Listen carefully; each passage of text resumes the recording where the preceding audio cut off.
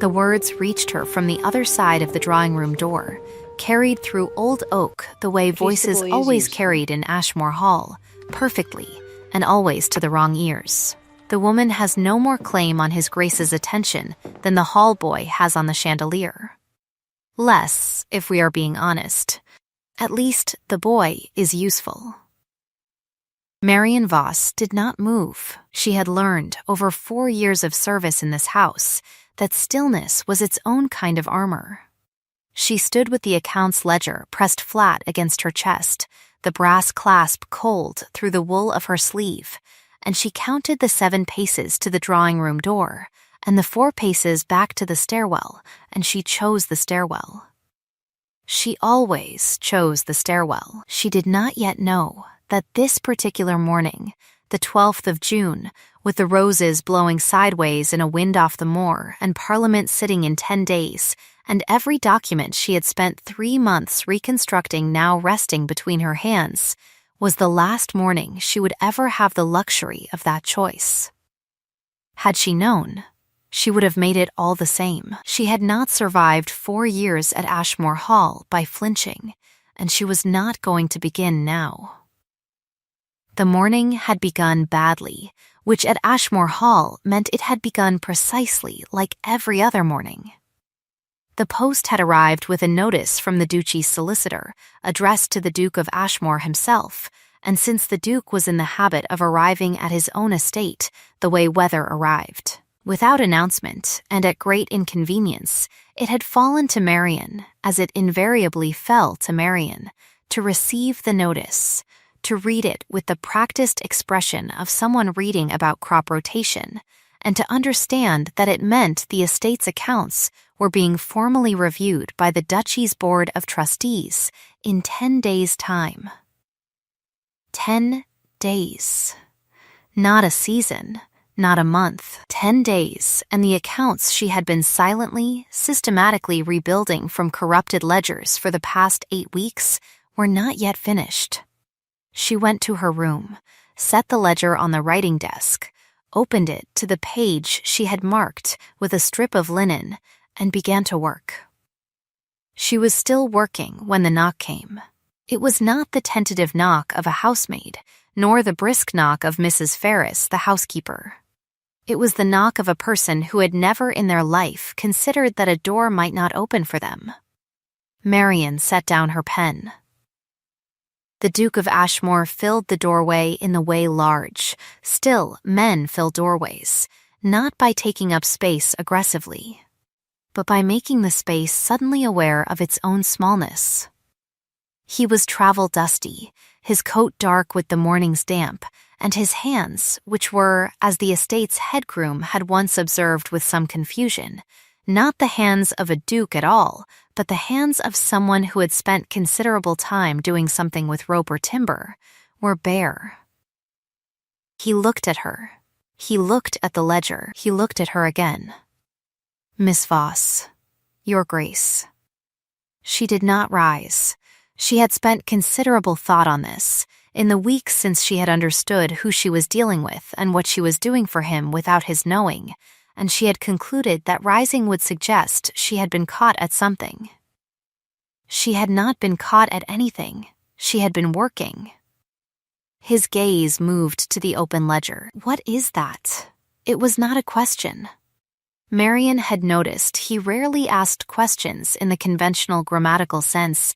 He made statements of inquiry and expected the world to answer them, and the world, having seen his face, generally did. "Your accounts," she said, "the 3rd and 4th ledger years. I have been reconstructing them." Something in his face went very still in a way that was distinct from his ordinary stillness. "Reconstructing. The originals were corrupted. I assumed you were aware." He was not aware.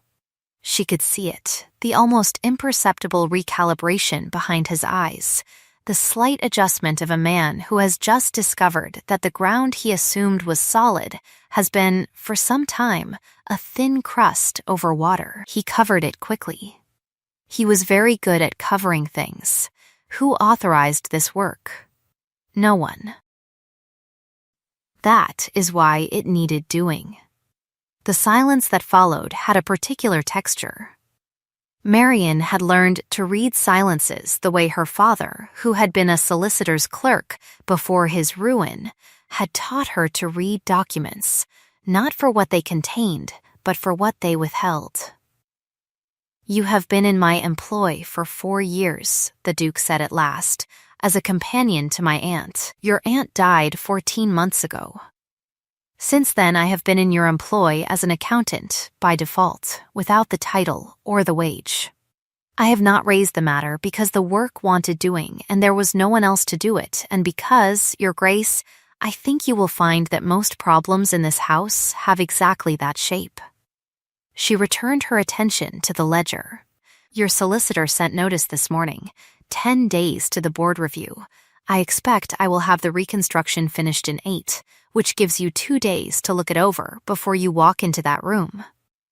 The silence this time was different. Marian did not look up. "What?" said the Duke of Ashmore, in a voice that had gone quiet in the particular way of voices that are dangerous when they go quiet. "Did you find?" She laid her pen down with great precision, corner to corner against the ledger's spine. "I think," she said, "that we should not speak of it in a doorway." He stepped inside. He closed the door. The name of the man Marian did not yet know she was exposing was Mr. Crispin Vane, and he arrived at Ashmore Hall that same evening in a carriage that was, by some small margin, too fine for a steward's salary, though no one in the hall had ever remarked on it. He was 34, immaculate in dark wool, with the sort of pale, symmetrical face that made strangers inclined to trust him, and a voice that seemed to have been engineered specifically to remain pleasant under conditions that should have made it rise. He had been the Duke's steward for 6 years. He had been the Duke's cousin's steward before that. The hall liked him. With the general, slightly nervous affection one extends to something beautiful that might bite. Mrs. Ferris, the housekeeper, reported his arrival to Marian with the particular expression of a woman delivering news she has correctly guessed will not be welcome. "He's asking after the accounts, miss, wants to know where the 3rd ledger year is filed." "Tell him it's in use," Marian said, without looking up. Mrs. Ferris looked at the closed door between Marian's small room and the Duke's study, where the Duke had been for the past 2 hours with the pages Marian had produced for him, and she said nothing, and went away. He came to find Marian himself an hour after dinner. She was in the estate office, a narrow, lamp-lit room off the east corridor that smelled of dust and old ink and the faint mineral ghost of the moor coming through the ill-fitted window, when the door opened and Crispin Vane stood in it, and he was smiling, which was how she knew the conversation was going to be unpleasant. "Miss Voss," his voice had the quality of silk laid over something inflexible. "I hope I am not disturbing you." "Not at all." She did not set down her pen. He came in. He looked at the desk, the orderly stacks, the columns, the linen marker, and his smile did not change, but something behind it did, some faint recalculation too brief to name. "I understand you have been making yourself indispensable. I have been making myself useful. It is not the same thing, is it not?" He picked up the corner of a page, not the one she was working on, a ledger copy, a neutral thing, and set it down again. "His Grace has been away a great deal. The estate has required management. I should perhaps have been more attentive to Miss Voss's involvement before now." A pause, gentle as a blade. You were Lady Ashmore's companion, yes, before her passing?" "Yes, a position of some domestic intimacy. She was unwell. She needed someone to read to her and to manage her correspondence and to see that her medicines were properly dispensed. I did those things." She said it plainly, without invitation for comment. Her medicines. His pause was so brief she almost missed it. "You were careful, I hope, with the dispensing."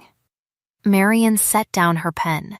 She looked at him for the first time in the conversation, and she kept her face entirely still, the way her father had taught her. You cannot afford to give them the tell. Marian, you are cleverer than them, but they must not suspect it. Scrupulously, she said. He smiled again. Of course. Well, I shan't disturb your work. Only, if you find anything in the old ledgers that confuses you, I hope you will bring it to me first, before troubling His Grace. These things have context, you see, that a person without the full history of the estate might easily misread. She picked up her pen. How thoughtful. He left. Marian sat in the lamplight for a long moment after the door closed, listening to his footsteps recede down the corridor. Then she looked at the small locked drawer on the left side of the estate desk, the one she had found 6 weeks ago, to contain not account copies but something else entirely, a thing she had locked back inside and told no one about because she had not yet understood what it meant, and because she had not yet had reason to understand it. She was beginning to understand it now. The days that followed had the quality of a siege conducted in perfect civility. The Duke worked in his study. Marian worked in the estate office. Crispin Vane moved between them with that frictionless social grace that made every hallway conversation look like a courtesy call. He was never where he should not be. He was merely always present. He brought the Duke papers. He mentioned, in the course of one apparently careless breakfast exchange that Marian heard from the doorway, because the dining room door had been left ajar, a thing that later struck her as less accidental, that Miss Voss's reconstruction, while well-intentioned, might benefit from some cross-referencing with his own records, as there had been several unusual transactions in the relevant years that required context. What sort of transactions? The Duke said. Nothing alarming. Only, Miss Voss, I understand, was not yet with the household during the period in question, and there are certain family considerations, expenses, related to Lady Ashmore's care, for instance, that were handled with some delicacy and might read oddly to an outside eye. The Duke said nothing. That was his particular gift. He could say nothing in a way that filled a room. I mention it, Vane added, in his gentlest voice, only in the interest of discretion. Marian, in the doorway, did not move. She noted the word. Discretion. She filed it. She went directly from the doorway to the estate office, and she opened the locked drawer with the small iron key she had been carrying for 6 weeks sewn into the seam of her pocket, and she looked at what was inside for a long time. Then she relocked it, and she went to find Mrs. Ferris, the old housekeeping accounts, she said. The domestic records, before my time, where are they kept? Mrs. Ferris looked at her with the expression of a woman who has been waiting for some time to be asked a particular question. In the East store, Miss, in 3 brown boxes. They've not been touched since Mr. Vane reorganized the archive, 3 years past. Has anyone asked for them? No, miss, not one soul.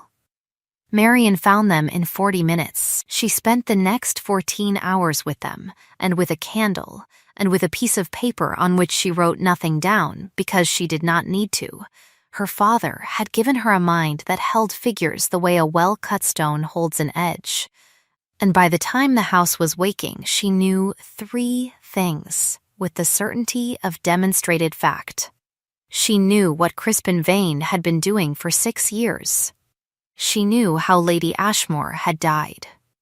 And she knew that the only document that could prove it absolutely was the one locked in the estate desk drawer, which Crispin Vane had been trying, in the smoothest and most civilized possible way, to find.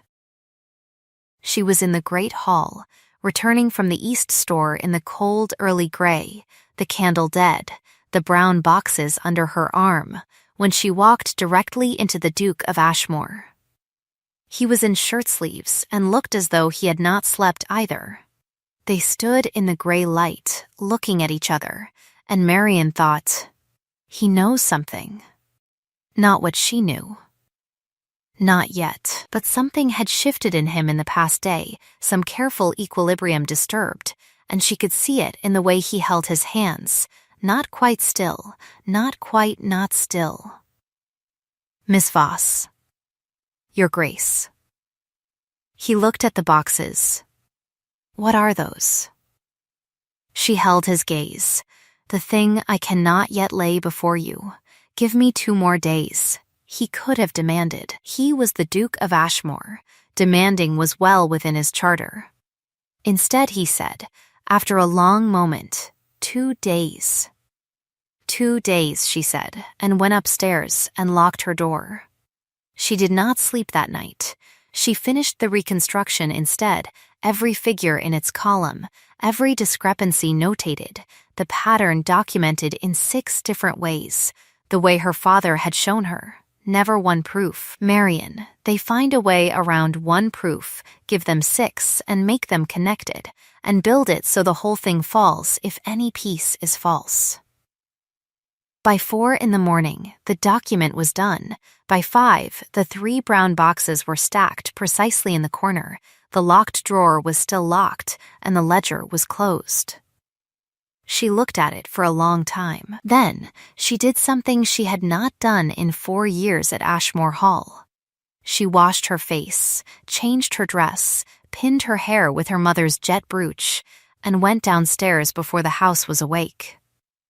She sat in the kitchen and drank tea with cook and the scullery maid, and she was, for the first time in recent memory, afraid, not of Crispin Vane, whose next move she could predict to within a sentence. Not of the Duke, whose silence she had learned to parse in 8 weeks better than most people parsed it in years. She was afraid of the cost. She knew what the next 24 hours would require of her, and she knew exactly what it would spend, and she sat in the warm kitchen with the smell of bread and the early light coming through the low window, and she counted the cost honestly, and she decided it was worth it. She was a solicitor's daughter. She had always known how to read a ledger. She went upstairs to find the Duke and hand him the completed reconstruction, and she found the estate office door standing open, and the desk inside, neat, empty, and entirely stripped. Every document was gone. Mrs. Ferris found her standing in the office doorway and understood from Marion's expression that something had gone badly wrong. When, Marion said, before first light, Miss, I heard a door and thought it was the kitchen maid. Mrs. Ferris's expression tightened into something harder. Mr. Vane was in the east corridor at 4, and I thought nothing of it. He often rises early. Does he? Marion walked to the desk. She opened the drawers one by one, methodically, because she already knew what she would find, and she needed to be certain. All of them empty. All except one. The locked drawer on the left side, which was still locked, which was locked because it required the small iron key currently sewn into the seam of her pocket, and Crispin Vane had not found it. She allowed herself exactly one breath of relief. Then she looked at Mrs. Ferris. I need you to send for Mr. Hadley, she said. Mr.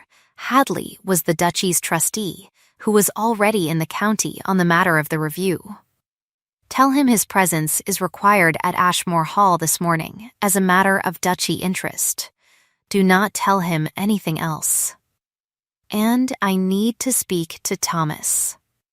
Thomas was the estate's head groom, who had been at Ashmore Hall for 30 years, and who had, Marion suspected from certain oblique remarks he had made over 14 months, been watching Crispin Vane with the particular watchfulness of a person who has seen something they could not prove and has been waiting. And His Grace? Mrs. Ferris asked. Tell him, Marion said, that I accept his rejection. Tell him exactly those words. I accept your rejection, and I have something he needs to see. The Duke came in 40 minutes.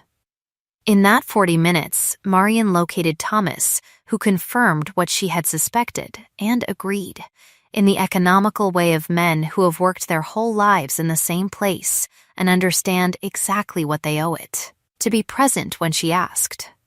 She sent word to Mr. Hadley, who replied that he was already on the road, he wrote in pencil at the bottom of the message, certain concerns of his own about the timing of this morning's events.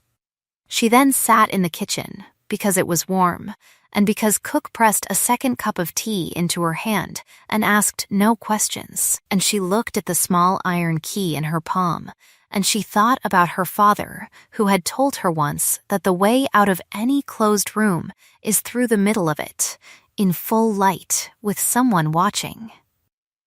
The Duke's expression when he arrived at the kitchen door was not the expression of a man who had slept. "You told Mrs. Ferris you accepted my rejection," he said.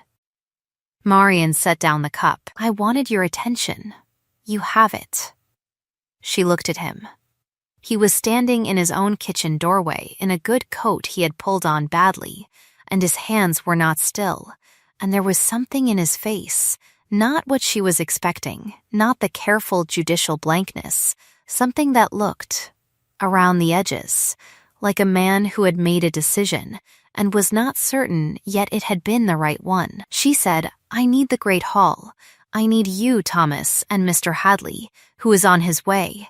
And I need someone to find Crispin Vane and ask him, very civilly, to join us. Can you do those things?" "Yes," the Duke said. "Can you tell me in the hall?" she said. "In the light. With witnesses." Mr. Hadley arrived at 10:30, a neat, dry-voiced man of 60, with a magistrate's habit of sitting very still and taking everything in. Thomas was already in the hall, standing by the east window, with the expression of a man who has been patient for a long time and senses the patience is nearly spent. Mrs. Ferris had positioned herself near the door, with no particular excuse and no intention of leaving. Cook's kitchen maid had found a reason to polish something in the adjoining corridor. Crispin Vane came last. He came because the Duke had asked him in terms that admitted no graceful refusal, and because he had not yet determined what Marian could produce, and therefore could not calculate the precise angle of the risk. He came in beautifully composed, and he looked at the assembled room, and he looked at Marian, and he smiled. "Miss Voss," he said in his gentlest voice, "I rather thought this morning might come to something of this kind." "Good," Marian said.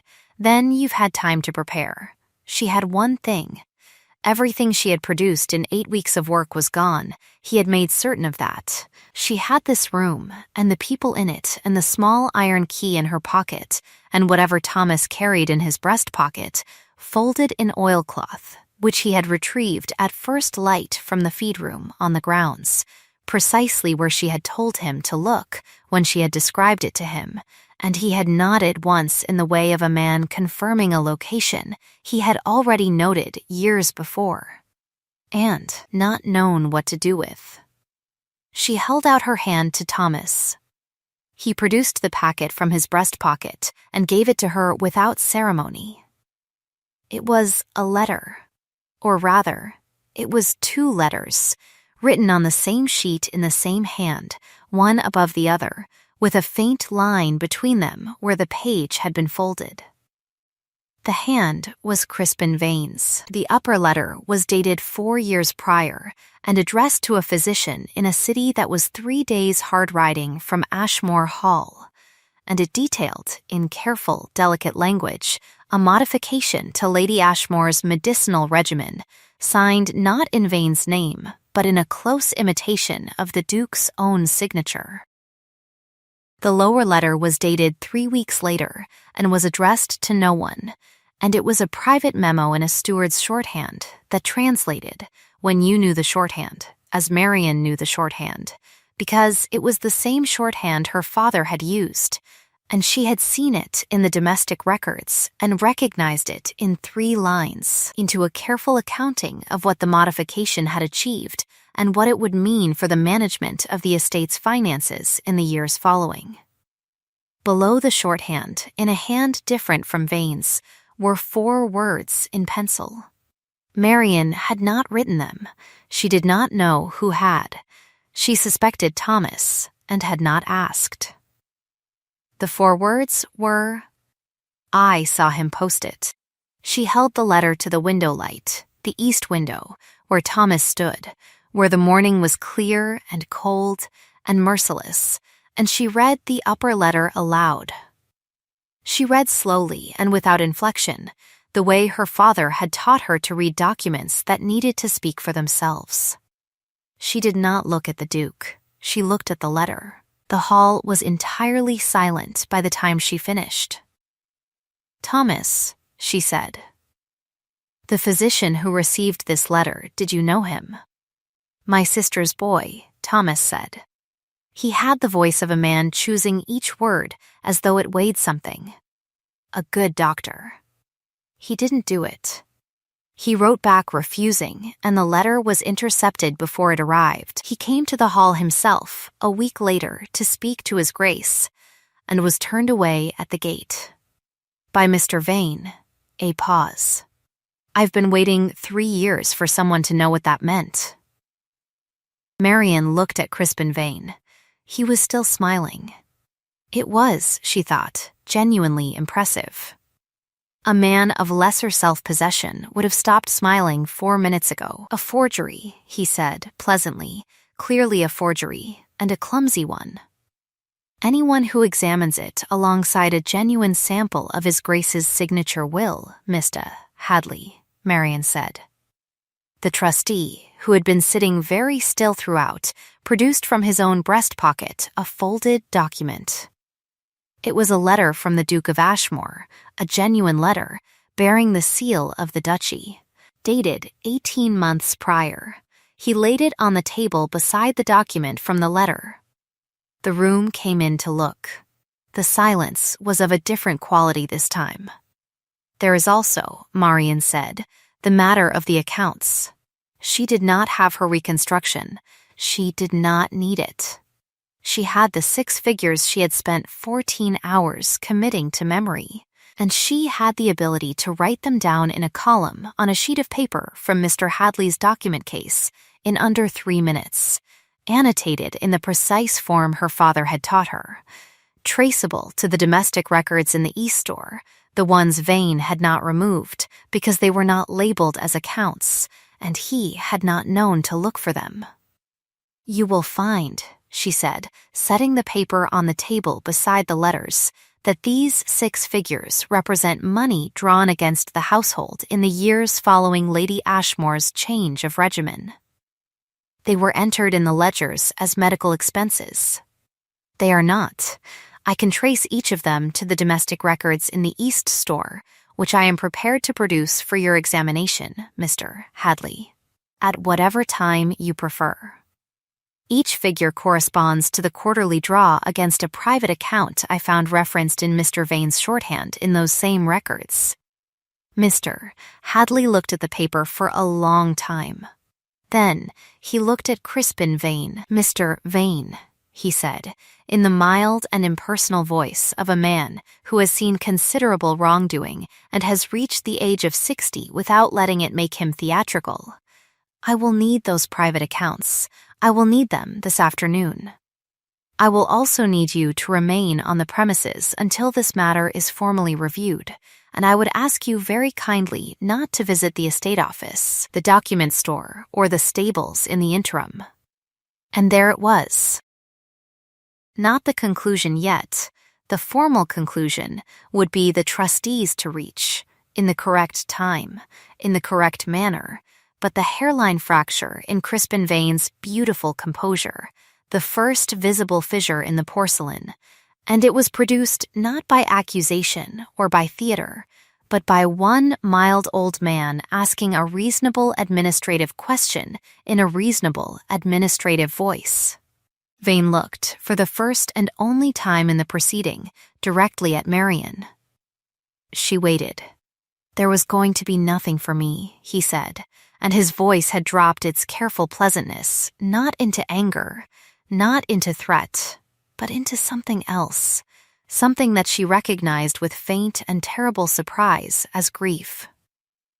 He had the title, the estate, the duchy's support. I had managed it for years, kept it running when he was absent, when his aunt was dying, when there was no one else. I was always second.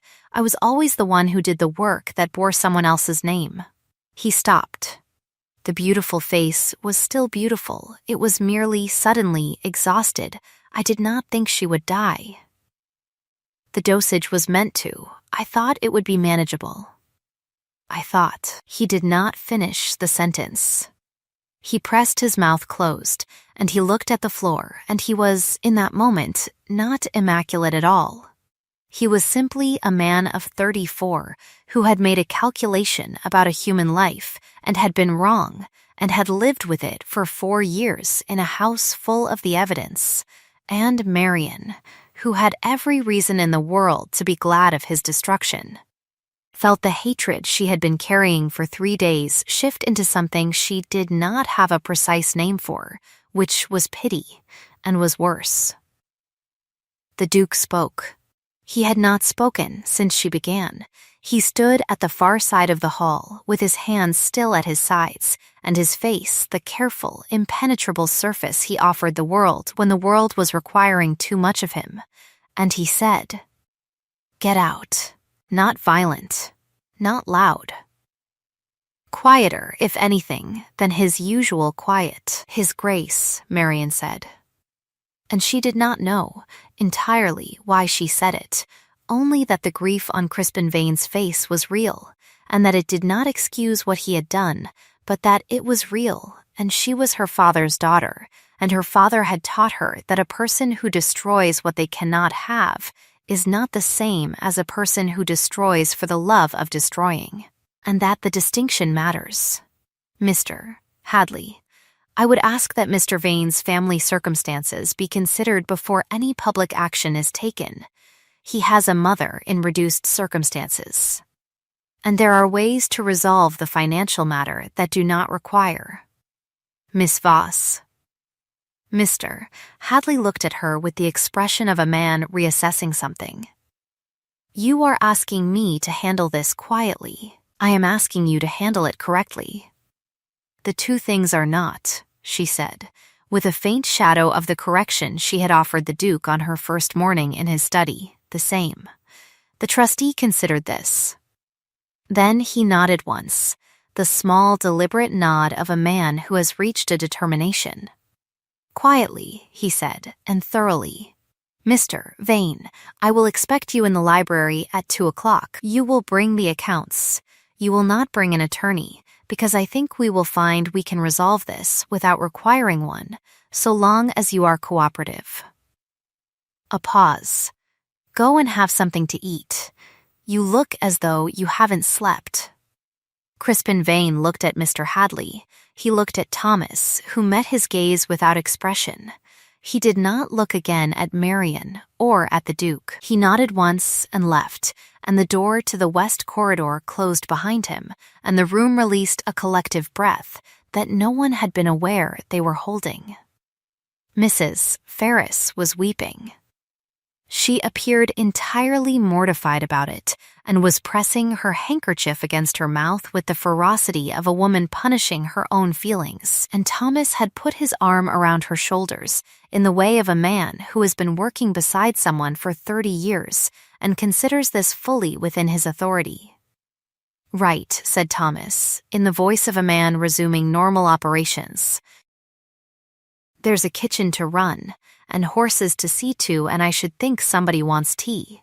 He steered Mrs. Ferris toward the door, and cook's kitchen maid vanished from the corridor, and Mr. Hadley gathered his documents with the unhurried care of a man who understands that other people's pivotal moments deserve some privacy and departs accordingly.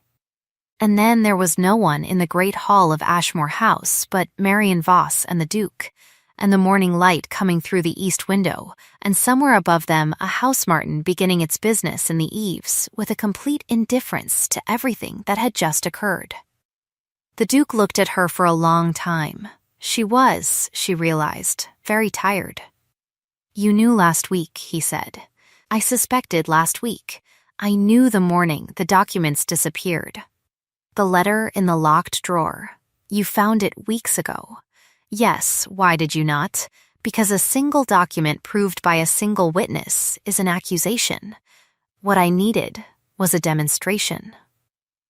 She looked at the table, at the two letters lying side by side in the morning light. You needed to see it in a room where the seeing could not be argued with afterward. "I told you," he said, "that Vane's account of you was not implausible."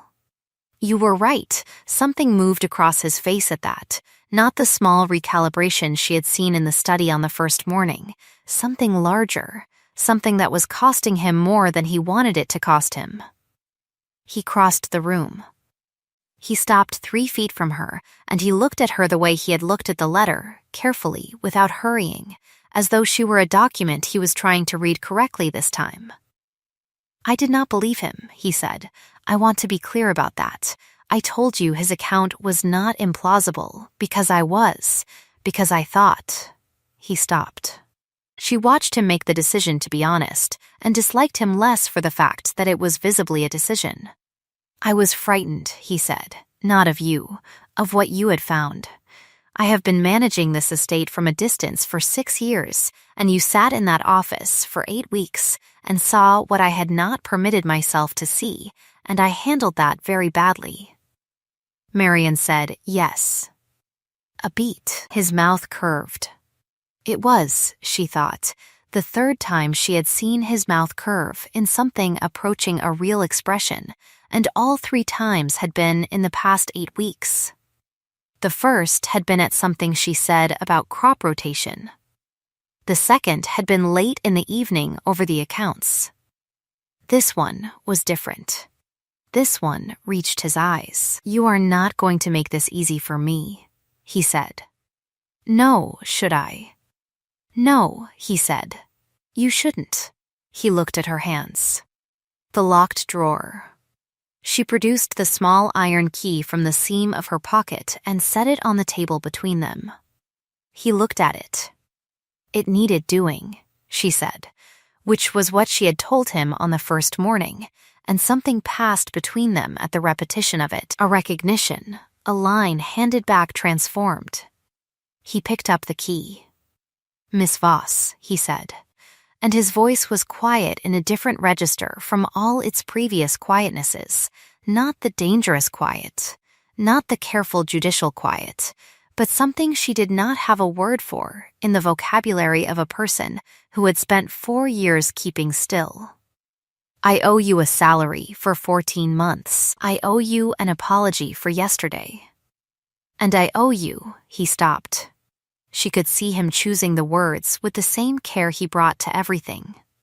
"I owe you an explanation of why I have been absent from this estate, of my aunt, of the grief that has made me. I have been told I am not easy to work for. I have managed," she said. "You have managed magnificently. That is not the same thing." He turned the key in his fingers. "I had a letter from my aunt a week before she died, as it turned out, though I did not receive it until after." She wrote she had a theory about the cause of her decline that at the time I thought was the writing of a woman who was unwell and frightened. I did not investigate. I told myself I could not investigate without I had no evidence. I had a sick woman's fear. And I chose not to look. A pause. "I think I have been choosing not to look for 4 years." Marian was very still. "Crispin Vane," he said, "has been with this estate since I was 22. He knew my father. He was the first person who..." He stopped again. "Grief," he said, more quietly, "is its own kind of blindness." She understood. She was the daughter of a man who had trusted the wrong person and lost everything, his practice, his house, his reputation, his health in the final winter of it. And she had watched him choose not to look for years before the blindness became permanent. She said, "The letter your aunt wrote to you. Do you still have it?" He looked at her. "Yes, keep it," she said. "Keep it somewhere safe. When the trustees' review is concluded and the accounts are clean, write back to her physician's family. He deserved to know his warning was received." Something in him settled. She could see it, the particular settling of a weight that has been carried wrong for too long, shifted at last onto both shoulders instead of one. "My aunt wrote something else," he said. At the end of the letter, she said there was a woman in the hall, a young woman, she said, who read to her in the mornings, who had her late father's way of watching people and knowing what they meant by their hands. She said, "Keep her, Edmund. She is worth more than all the rest of this put together." Marian said nothing. The house martin went on in the eaves. The light moved on the floor. "I have a great deal to repair," the Duke said. "In this house, with this estate. And I should like," he looked at the key, then at her, "I should like very much, Miss Voss, if you would help me do it, in whatever capacity seems honest to you, whatever terms seem just to you. I am done deciding what other people can afford to know." She looked at him for a long time. "You should be aware," she said finally, "that I intend to ask for the title I have been doing without, the wage commensurate with it." And the lock changed on that estate desk drawer so that the key is mine and not kept in a seam. "Done, and I will not be managed." "I had," he said, with the curve again, deeper this time and entirely genuine, rather noticed. She held out her hand. He took it and shook it, which was not what she had intended, and not what either of them expected, and was somehow exactly right. A contract, plainly struck, between two people who understood the vocabulary of ledgers and had begun, very slowly, to learn a different one. "Then we have a review in 10 days, she said, "and an estate office to rebuild, and I suggest we begin." They began. The trustees' review, when it came, was thorough and produced no surprises for anyone who had spent the previous 10 days in that estate office. Mr. Hadley presented his findings to the Duchy Board in a document of 47 pages, the first 17 of which had been drafted, in part, from Marian's reconstruction, which she had produced again from memory. In 3 days, more cleanly than the first, and the remaining 30 from the private accounts that Crispin Vane had surrendered in the library on that first afternoon, with the resignation of a man who has run out of alternative calculations.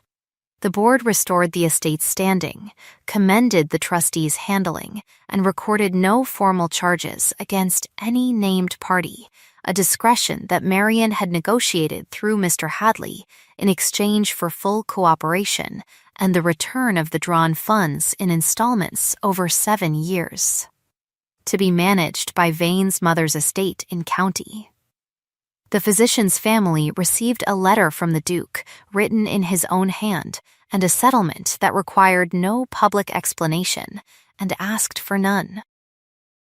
Crispin Vane left Ashmore Hall on a Wednesday morning in late summer, with a trunk and 2 portmanteaus and no ceremony.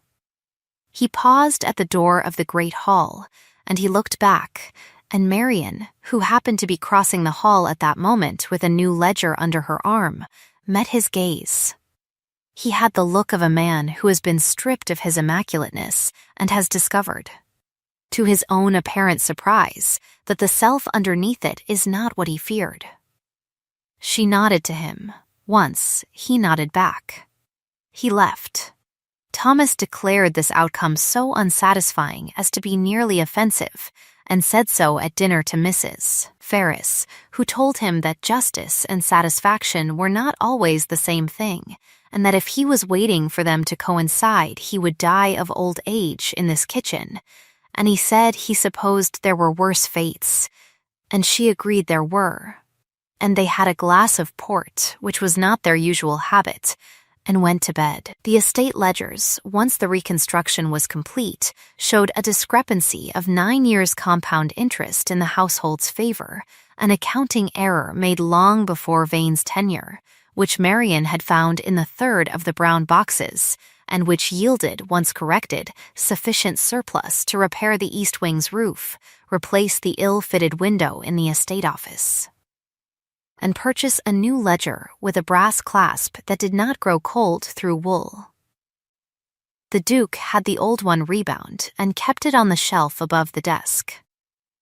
On the 31st of October, autumn proper now, the moor going red and bronze, the mornings sharp and brief, he came to the estate office in the early evening when the work was done, and he stood in the doorway, and he said her name. Not Miss Voss. Her name, which he had known for 4 years and used for the first time the week after the tribunal, and which he used with the particular care of a man handling something he does not want to break. She turned. "There is a question," he said, "that I have been trying to find the honest way to ask for several weeks." She set down her pen. "I want to be clear," he said, "that the estate's accounts are in order, that the Duchy's review is complete, that your position here is secure and would remain so regardless of your answer. I want to be very clear that I am not asking because you did something remarkable, and I am grateful, though you did, and I am." He crossed the room. He stopped 2 feet from her. "I want you to understand that what I am about to say has nothing to do with any of that." "Say it then," she said. He looked at her hands, and then at her face, and she thought of all the mornings she had been invisible in this house, all the doorways she had carried ledgers through and not been seen, all the times she had made herself small and still and useful and unremarkable. And she thought she was done with that. She had been done with it since the 12th of June, in the great hall, in the light, with witnesses. "Marry me," he said, "because you wish it. It is the only reason I will take." She was quiet for a long moment. "You laughed for the first time in October," she said, "over the matter of the tenant accounts and the goat." He blinked. "I remember. I knew then," she said. "I thought a man who laughs like that, surprised at himself, as though he had forgotten laughter was available to him, I thought that was a man I should like to know better. And do you?" His voice had gone quiet in its new register. "Know me better." "Well enough," she said, "to say yes." The wedding was small. It was performed in the village church on the first Saturday of November by the local rector, who was 91 and missed 3 lines of the service and did not notice, and witnessed by Thomas, Mrs. Ferris, Mrs. Hadley, cook, and the kitchen maid, who had invited herself and no one had thought to uninvite. Thomas wept, which he had predicted he would not do, and which Marian had predicted he would, and Mrs. Ferris told him this was deeply undignified and wept herself, and cook produced a cold ham and a currant cake from somewhere, and the reception was held in the kitchen, which seemed right. Mr. Hadley gave a toast that consisted of 4 words and was entirely sufficient. The Duke held Marian's hand through all of it and did not manage his expression once, and she thought she had never seen him look more like himself. The physician's nephew, Thomas's sister's boy, who had driven 3 hours to be present at the wedding, stood in the corner of the kitchen with a cup of something warm and told Mrs. Ferris about his practice in the city, and she told him about her niece who had recently come to live nearby, and he asked if he might be given her direction, and she said she supposed she could arrange it, and they did. Marian's mother's jet brooch, the one she had worn on the morning of the tribunal, was reset into a pin and given to Mrs. Ferris at Christmas, which caused a second occurrence of the October incident in the kitchen corridor, and was warmly approved by everyone present. The redeemable rival, who was not a person but was rather the Board of Trustees' initial skepticism of Marian's findings, was dispatched by the time the second quarterly review came round and replaced by a formal appointment and a letter of commendation that she folded and placed, without ceremony, in the drawer that was now entirely her own. The following July, near a year since the 12th of June, Marian was crossing the great hall with a ledger under her arm when she heard through the drawing-room door the voice of the estate's new steward briefing two of the house's younger staff on some domestic matter. She paused. She listened. The voices were entirely ordinary. The matter was entirely ordinary. No one was saying anything about chandeliers or hall boys or the relative usefulness of anyone. She shifted the ledger under her arm and went on across the hall. Her husband was in the study. He looked up when she came in. He always looked up when she came in, which she had noted and which she did not take for granted and did not intend to. She set the ledger on the desk. She looked at the window, where the July light came through clean and even, and she thought of the morning she had stood in this room for the first time, with the accounts pressed flat against her chest, and he had looked at them the way a man looks at ground he had assumed was solid. "The new ledger year is clean," she said. He looked at the ledger. Then he looked at her. "It usually is," he said, "when you have been in here with it." Outside, somewhere above the east eaves, the house martin went on with its summer business, indifferent as ever to the settled, carefully tended happiness of the room below. The July light held. The accounts were clean, and if she had once stood in a doorway in a house that did not see her, choosing the stairwell, keeping still, making herself small, well, the ledger was hers now. The room was hers, the window let in the right light. And some debts, when they are finally paid in full, leave the ledger not empty, but clear. If this story warmed you, if you have ever been the one who did the work that bore someone else's name and waited for the room to finally see you, then you know the particular quiet joy of this ending, and I am glad we sat with it together. There is always a place here, by this fire, for a story honestly told. Pull up a chair. The kettle is on, and there are more of these waiting for you, slow burn and true, the kind that costs something and gives something back. Tell me in the comments, what was the moment you knew? The ledger and the light, or was it the laugh, the one that surprised him? Come and find us if this is the kind of story you want beside you on a long evening. We keep the lamp lit here, and we are glad when you stay. Sleep well and be steady with the ones who see you clearly